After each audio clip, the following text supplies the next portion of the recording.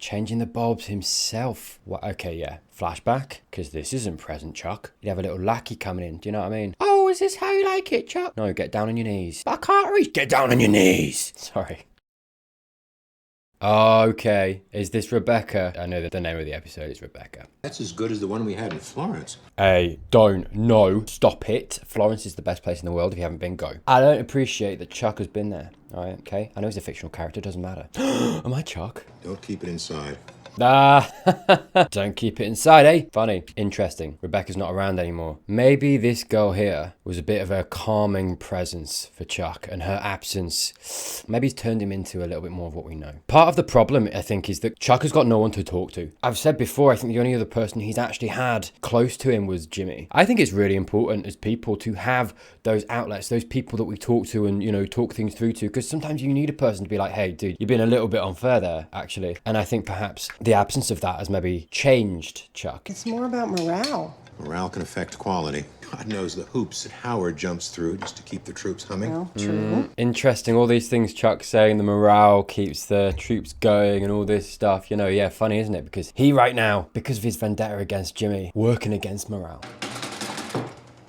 This is a different Chuck, a very different Chuck. I apologize in advance. Let's just say he's something of an acquired taste. Jimmy's coming in. Oh, this is the first time is she meeting Jimmy? A high sign. Oh, where she pulls her earlobe? Yeah, exactly. Is she gonna love him? You know why she did that? Carol Burnett. It's a great story. It was a signal to her grandmother. Seriously? Interesting. Already, I think this is going to be Jimmy. Already Jimmy coming in and irritating Chuck. I mean, we've seen before, it's very characteristic of him that he likes to tell these stories. He likes to array himself as the clever man, right? And I think he was doing the exact same thing that we've seen him do so many times there with, I'm assuming, Rebecca. And he can't even do that. He can't even finish it because the doorbell rings and Jimmy. It's funny, isn't it? He's always this depiction that is like the thorn in the side of Chuck. I think this girl's going to like him, you know, and I think that's going to annoy Chuck. Taste the home for you. Had to look all over town to find a place that had it. Didn't have time to wrap it. Well, thanks. Because this is the thing as well, isn't it? I do feel like sometimes your relationship with your sibling can be completely warped. And then they come in and they meet whoever it is, your significant other or your group of friends, and they love them, right? And they're like, I don't know what you're talking about. And I feel like because of, you know, your upbringing with the person, you have this very unique way of seeing each other as siblings. You're good. That says so much. The wiping his feet, kind of a joke maybe. Also kind of serious though. I think he looks up to Chuck and he doesn't want to, again, we've seen repeatedly, he doesn't want to disappoint him. Up until, you know, Pimento, right? He wants to be someone his brother can look at and go, yeah, he's a good guy, right? That's what Jimmy is always striving for, always going towards, I feel like. And I think him just wiping his feet so specifically for so long. He's trying to be like, I don't want to come into your home and mess this up. It shows you the frame of mind that Jimmy is in, coming in as well. You know, he's a little bit nervous. He wants to impress. He wants to put his best foot forward. Bless him. Rebecca is widely respected amongst her peers. Yeah, Rebecca.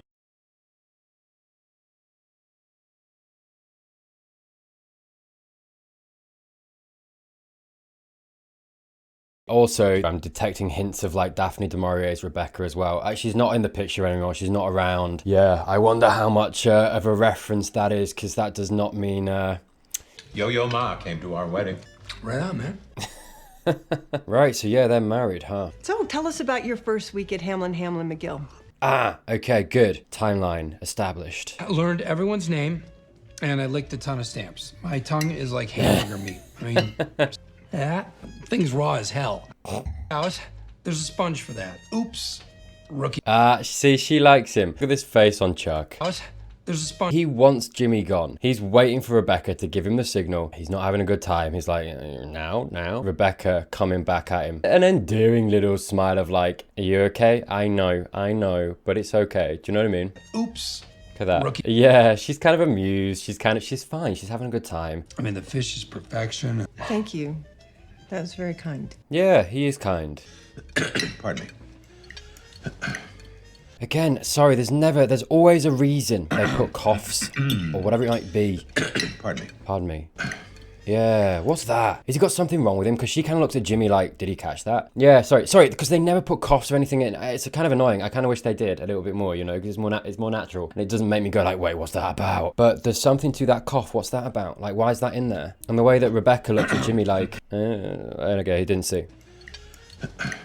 Yeah. Is Chuck ill then? I know he's ill in the present, but are we starting to see the beginnings of that now? It's interesting, isn't it? Is it just like I'm curious, right? Is it just like a sibling rivalry? Or did something happen? Did Jimmy do something? I just think they're very different people. I think Chuck likes a certain thing, he is a certain way, and Jimmy's very much not that, and I think he embarrasses Chuck.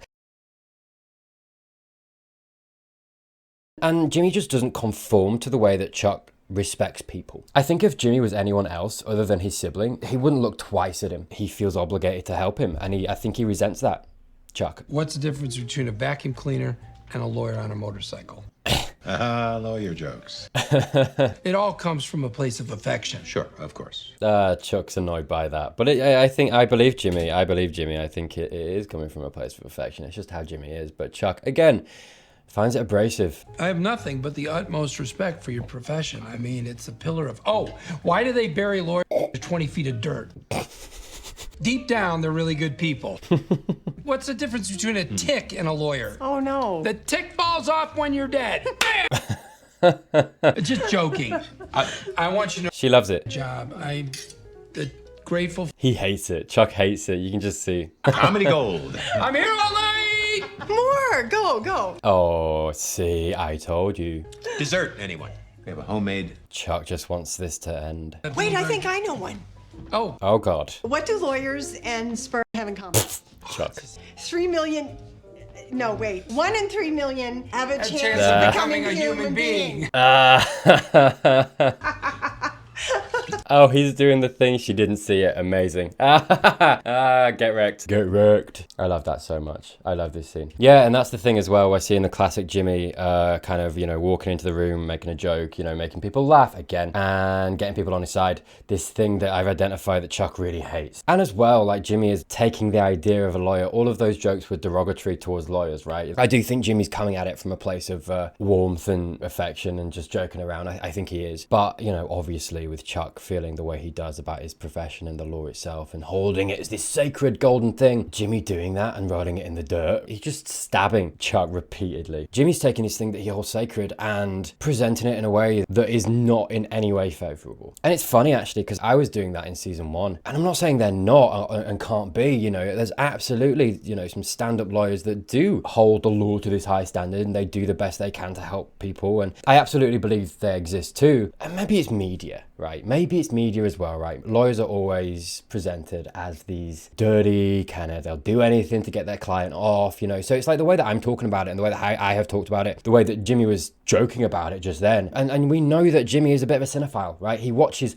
media, he watches movies, TV, all this stuff where it's always presented as the lawyers are the ones not to trust. And yeah, I guess there's maybe more of a commentary there than I've given credit for previously of like, yeah, how much of that is the media that we watch, that we consume, spinning it that way, right? I have come from that perspective as well, but like that is, you know, from a layman who watches a lot of TV and film, same as Jimmy. I guess it's that question of like, how accurate is that? Anyway, we're seeing all of that in that little dynamic between Chuck and Jimmy and what this the public mindset of a lawyer is, and I guess Chuck taking big issue with that. Well, that went well, don't you think? It did. I don't know what you're worried about. Jimmy's great. There we are. Go on, mate, fire it off. What do you call 25 attorneys buried up to their chins Hello. in cement? Oh, he's trying to do the same as Jimmy. What? He's been thinking about that all night, Annie. Oh. He felt excluded. And it didn't quite have the same effect that it did when Jimmy was doing that. Yeah, look at that face. There. And the way we linger. Yeah, look at how he drops his face. Yeah. And now all he's thinking about is Jimmy and how he made his wife laugh in the way that he couldn't. And sorry, I don't think it's like an infidelity thing. by the way. I just think it's, you know, hitting on this thing that Chuck clearly has that he's so sensitive about when it comes to Jimmy. I have a lot of sympathy for that, right? Because, yeah, some people don't find social events, socializing as easy as others. I think Jimmy does find that really easy. I do feel for Chuck in that respect. The issue is that he's taking it out on people. He's taking it out on Jimmy and he's letting it fester and he's not processing it. It's a very immature response to that, the way that he deals with it. It's not a big deal. It's fine. Hello and welcome to another Better Call Saul Sunday, the show that happens every single Sunday. Thank you for being here today. We are on episode 5 of season 2. Rebecca, we shall see what it holds. Flamingo check! Or it would have been, to be fair, but I drank it all, so I don't really know what I'd do anymore, to be honest. That was it.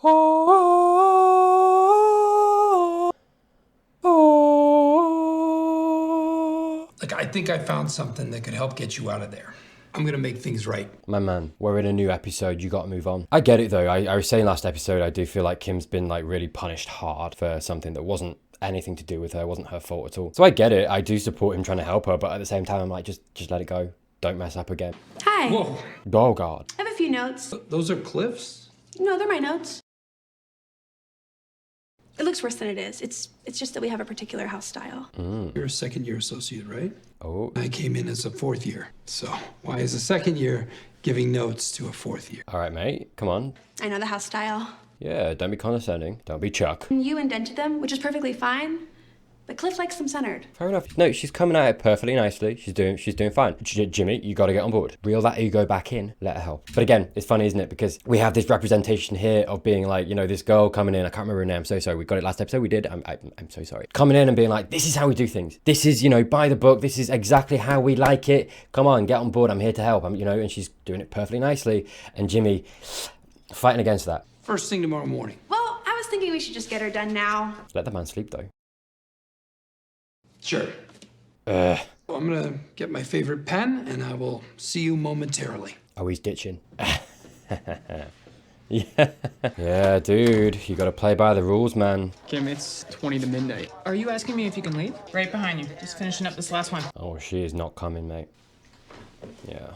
I think she's punishing herself as well, you know. I get that sense. She's giving herself all this work, staying till after midnight, doing it because it's like a self-imposed punishment. I think she thinks... I was talking last episode about, you know, women in the workplace and how she's had to deal with a lot more than her male counterparts. Kim has been taught, I think, probably, likely, there's a wider threshold of things that mean that she's messed up, right? And I think because of that, it absolutely probably has fostered this thing in her that means that internally she probably punishes herself so much more when she messes up. Because it's like, I gave them a reason to punish me. They don't need much. I gave them that reason. I messed up. I should have known. Do you know what I mean? And I think that's not fair. It's not fair on her. You see this kind of stuff all the time, and it's really, really sad. She's probably internalizing this thing of like, I should have questioned Jimmy more. Not her fault. She shouldn't have. She shouldn't have had to. I told him, and he didn't listen. I should have told him harder. I should have been more emphatic. You know, not her fault. That's all on Jimmy. All of these things, I think she's blaming herself for, and her predicament right now, which isn't her fault, I think she's blaming herself for because she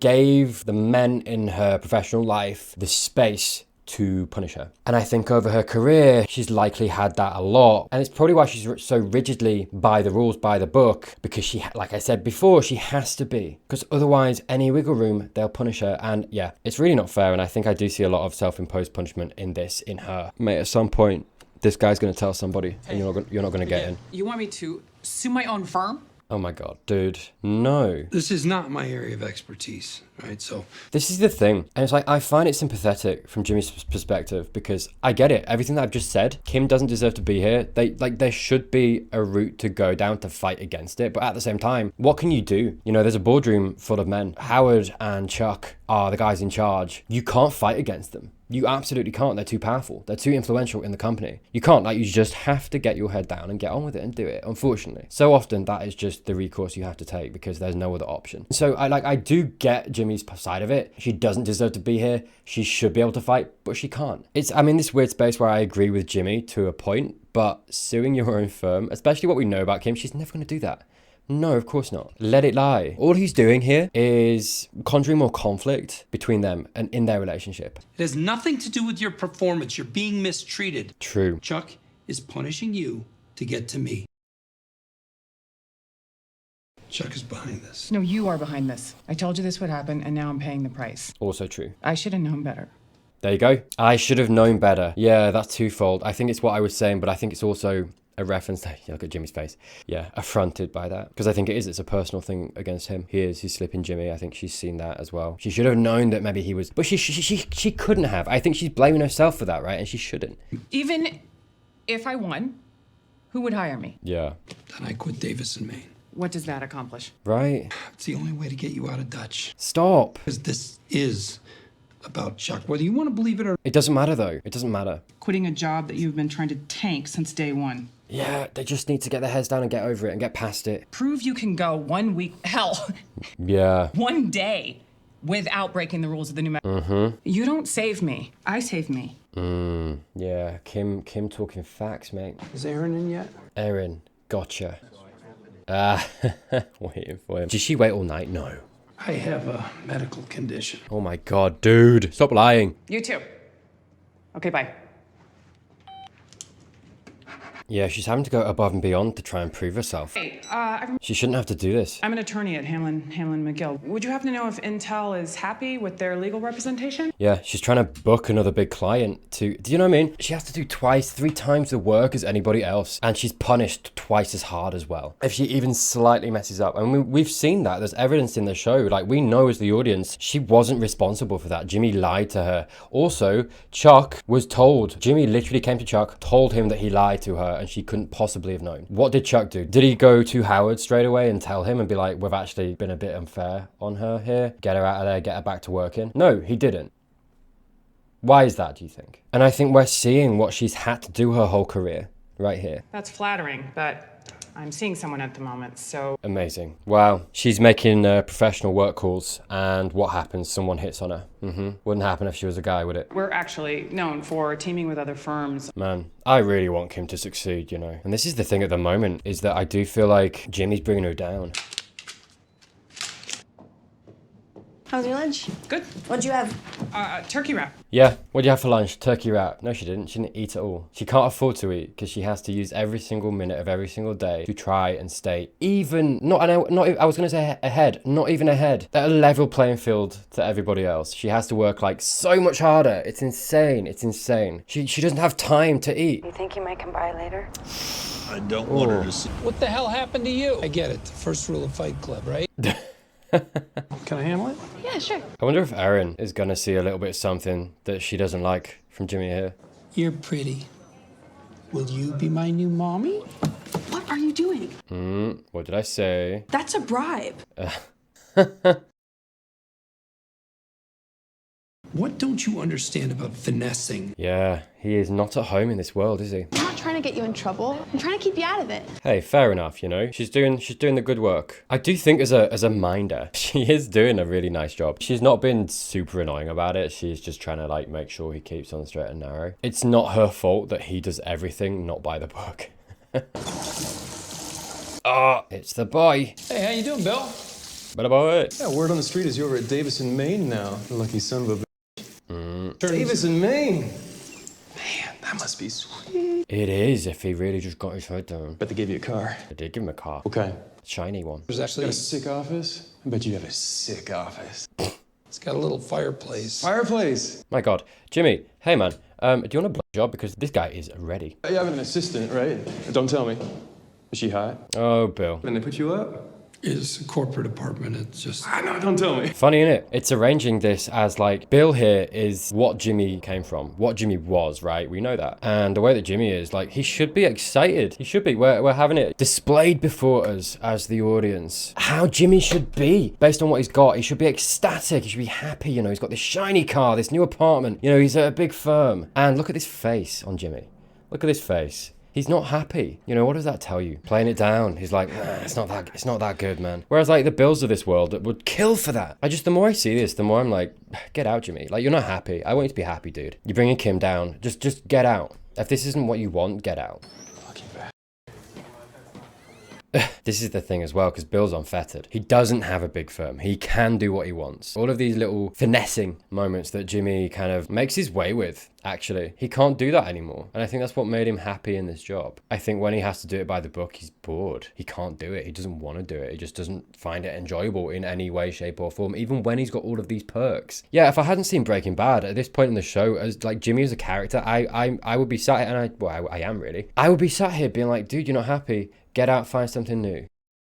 Oh, Kim. Yeah, these scenes here, they're directly showing you that this is what Kim has had to do every single time. I think like I say, the threshold for her messing up is much wider than it is for other people. And I think as a result, she's had to learn to really just find a way in this industry, this profession. Clearly this and what she does here has worked in the past because she is in a decent place at HHM. She gets big clients. She's on good cases. You know, the Kettlemans was huge and she was in charge of that essentially, right? Like she's clearly very good, but when she's punished, when she's pushed down, she has to then get something that means that she can, you know, get back to where she was, and she has to go above and beyond to do that every single time.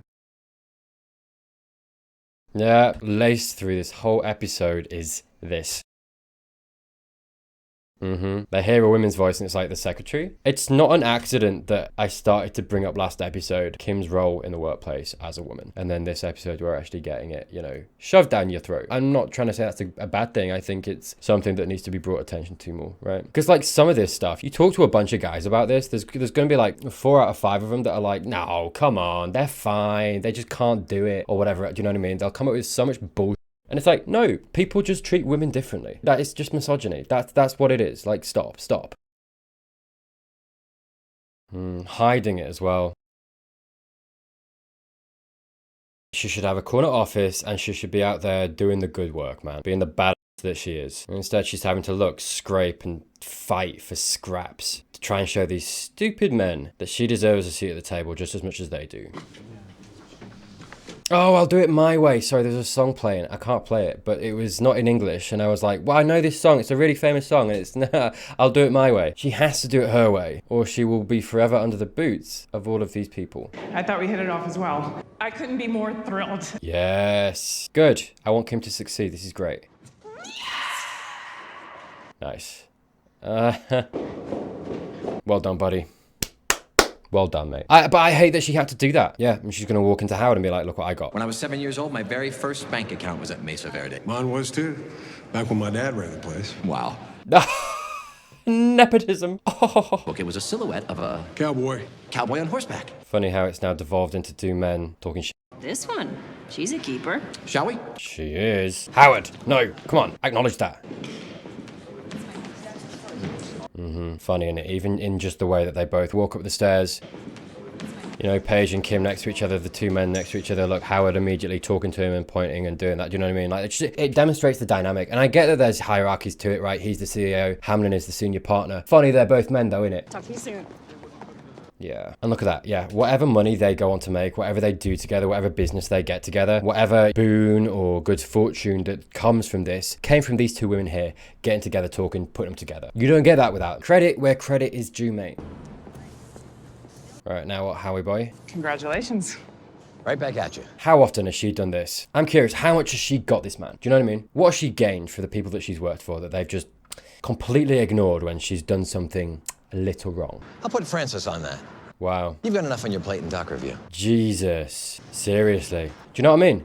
Like, what's that about? If she was a guy, there'd have been champagne, there'd have been a party, Howard would have shaken his hand. It'd been like, well done, dude. Drinks are on me. Do you know what I mean? Like, just, am I insane? I can't be the only one that sees this stuff. And I get that this is fiction, the way that we're watching it now, but this stuff happens, man. If anybody out there, and I know you do, has, like, girlfriends, and you talk to them, all of them have stories about this. All of them. Every single girl that I've ever spoken to has told me about this. Oh, bless her. Yeah. Oh, come on, man. I want to give her a hug. She deserves so much better than this. Howard, my man, you're going down in my view. It's a funny one, isn't he? Come in.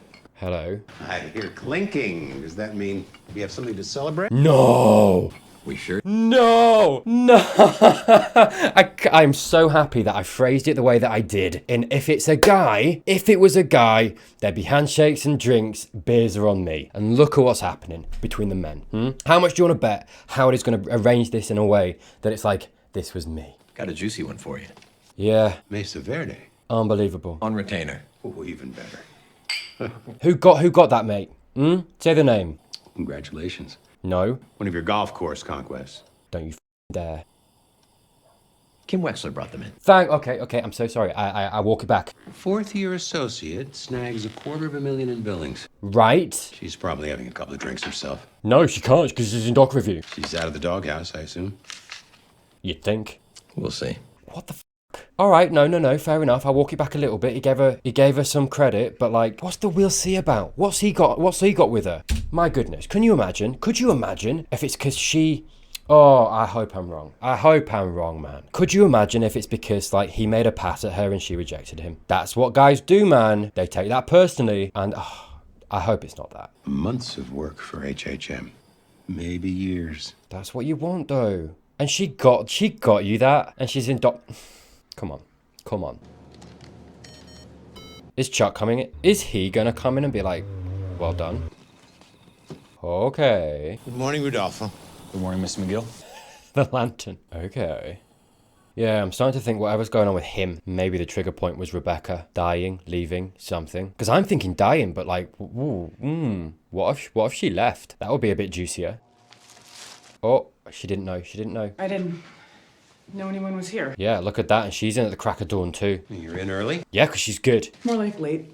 Oh, she's not gone home, Chuck. It's funny, isn't it? She abides by everything that Chuck was trying to get Jimmy to push for. Like, it was pushing at Jimmy. She is like the golden child, the perfect worker in Chuck's eyes. I really hope, actually, that he starts to see that. Maybe this is it. Maybe this is the moment where he starts to appreciate that. I mean, we did see with the conversation just before where Howard came to him and, you know, Chuck actually was pretty nice about it. And he was giving her the accolade and he was like, wow, fourth year, whatever, getting this. Whew, I feel like he's starting to see it. That'd be really nice, actually. That would also, by the way, start to soften me towards Chuck, actually. You've seen how I've been in regard to Kim this episode. If he starts to get on her side and actually, prove to be, and I think the fodder's there. I think, like I say, she's the golden child. Everything that he abides by and stands for, I think she's it. She's it. I can see that. That would be so interesting. I hope they do that because, like I say, that would be a really compelling way to get me as the audience back on Chuck's side a little bit. Which makes me think they're going to do it. How about some coffee? No, thank you. Would you mind making me some? I apologize. It's just, I can't do it myself. Okay. Nicely presented. At least he's actually given a reason rather than just be like, go wench. No sugar, just a splash of soy milk. I think we have it. Say thank you. Chucky boy, say thank you. Kim. Okay. Make 2 cups. Hello. There we go. Okay. Maybe Chuck's going to be the one to see her worth. Yeah. All right, we're lingering. Perfect. I like this. This is good. Do I have a future at this firm? Fair enough. We have a lot in common, you and I. Yeah, I think you do. My brother left you holding the bag. Yeah, also that. Yeah, something to connect over. Now Howard has. And he blames you. It always comes back to Jimmy, doesn't it? Jimmy ever tell you anything about our father? I'm very interested. I did say a long time. First episode, no? Was it the first episode? No. It was the episode in the flashback when we got Jimmy in the police station. And I was like, the father is the only one we don't know about. So yeah, let's see. Not much, no. My dad. Hard man. Well, he had to be. He's got 2 sons. Sorry. The personification of good. I see. That's where you got it from, huh? He ran a little corner store in Cicero. A hard man to live up to. The neighborhood loved Dad. Right. Sounds very much like Jimmy. Everyone loved Dad. I wonder whether that is maybe why he doesn't like that aspect in Jimmy. Because it raised Jimmy closer to their dad than Chuck is in who they are. Even though Jimmy is the criminal one. You know what I mean? That shows you why he's so strictly by the law. The law is this, thing. His dad was very good. I feel like that's him trying to get himself closer to his dad. I was named after him. I was away at college when he put Jimmy to work there. Oh, what did Jimmy do? He ran into money troubles. Jimmy did something. I'm no accountant, but I discovered $14,000 was just gone. Pinch of salt. Chuck is heavily biased. I wonder how much of this he's embellishing. Maybe none, but... Turns out Jimmy had pilfered it in drabs and drabs. Just took it out of the till. But again, I'd believe that of Jimmy as well. Like, young kid, still learning as well, right? And Jimmy is the adult that we've seen already. It tracks. My dad wouldn't hear it. Right. Not his Jimmy. A lot of motivation, a lot of fodder for Chuck to... He ended up having to sell. There you go. Right there. I was wondering, was there something that Jimmy did? That's as good a reason as any to give Chuck this thing in himself that we see. 6 months later, he was dead. Damn it. At the funeral, no one cried harder than Jimmy.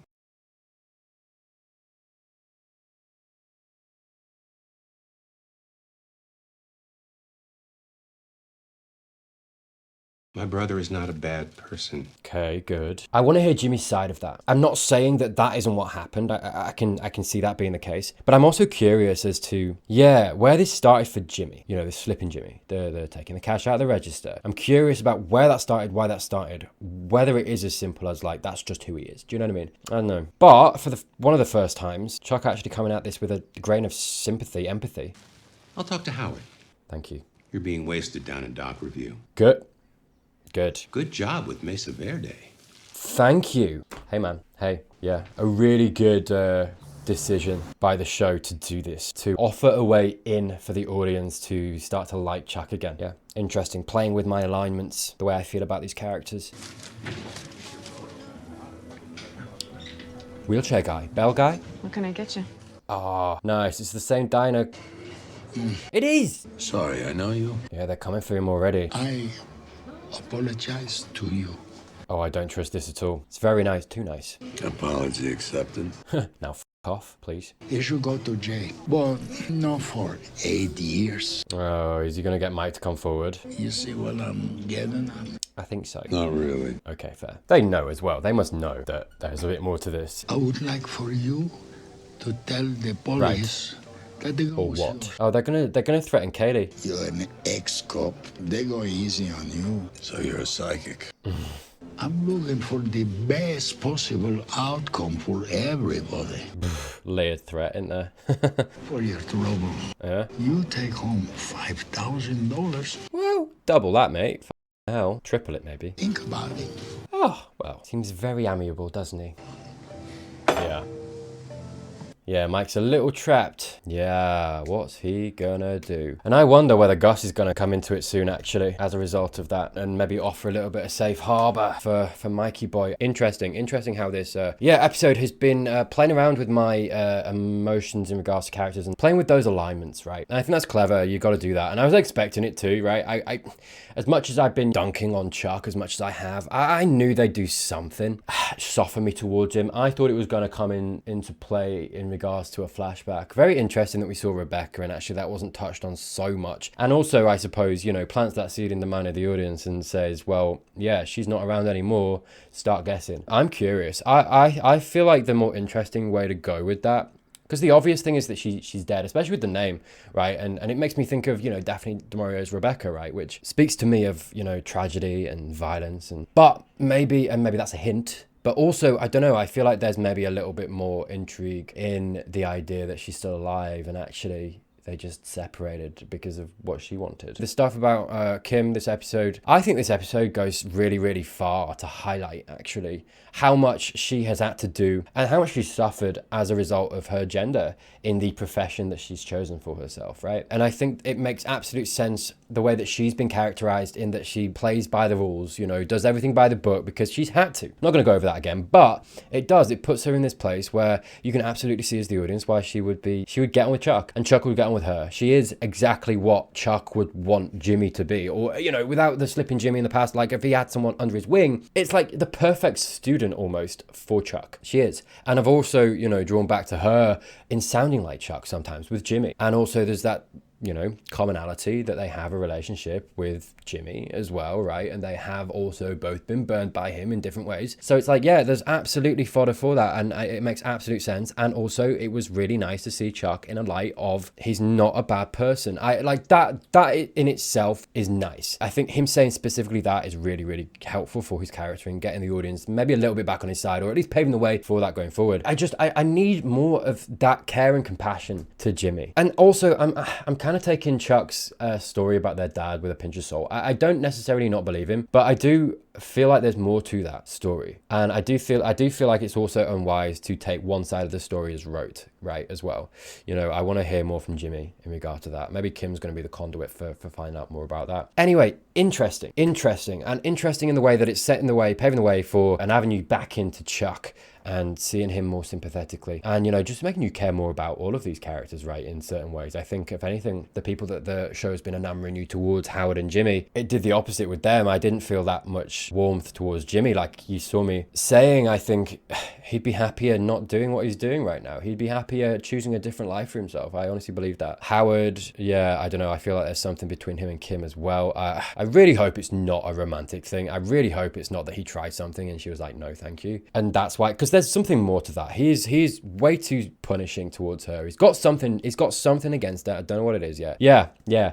Lots to think about this episode. A very mulling episode, you know. It puts a lot of things on the board that make you kind of, you know, think and changes, I guess, what you know as well a little bit. So yeah, interesting for going forward. But that was Rebecca. Thank you so much for watching. Thank you, as always, to my beautiful patrons. Anyone interested, by the way, my patrons down below, I do early access content over there for all of my stuff. So if you want anything a little earlier, it's all over there for you. Hey, if you enjoyed this, click this video right here. And other than that, thank you once more. And I will see you very, very soon.